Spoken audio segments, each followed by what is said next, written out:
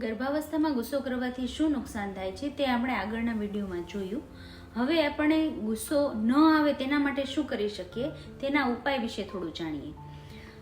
મારે બધાને એક વાત પૂછવી છે કે કોઈ પણ જહાજ સમુદ્રમાં ક્યાં સુધી તરતું રહી શકે?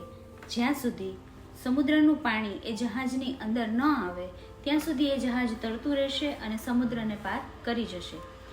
જેવું એ સમુદ્રનું પાણી જહાજની અંદર આવવાની શરૂઆત થાય છે તેવું જ એ જહાજ ડૂબવાની શરૂઆત થઈ જાય છે.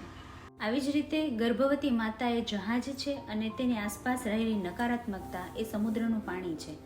આ નકારાત્મકતાને માતાની અંદર પ્રવેશથી રોકવા માટે અને તેને ગુસ્સો ન આવે તેના માટેનો સૌથી પહેલો ઉપાય છે કૃતજ્ઞતા, ગ્રેટિટ્યુડ. કૃતજ્ઞતા એટલે આભારની લાગણી. ઈશ્વરે તમને જે કંઈ પણ આપેલું છે તેના માટે આભાર માનવાનું શરૂ કરી દો અને તમારા જીવનમાં જે કાંઈ પણ બની રહ્યું છે તે ઈશ્વર તમારા સારા માટે જ કરે છે તેવો સમર્પણ ભાવ રાખો. રોજ રાત્રે સૂતા પહેલાં કૃતજ્ઞતા ડાયરી લખો, જેમાં દિવસ દરમિયાન તમારી સાથે જે કંઈ પણ બન્યું છે તેના માટે ઈશ્વરનો આભાર માનો. આ પ્રક્રિયાથી માતામાં કૃતજ્ઞતા અને સમર્પણનો ભાવ વધે છે, જેના લીધે નકારાત્મકતા માતાની અંદર પ્રવેશી શકતી નથી અને ગુસ્સો આવવાનું આપોઆપ ઓછું થઈ જાય છે. બીજો ઉપાય છે નિસ્વાર્થ ભાવના.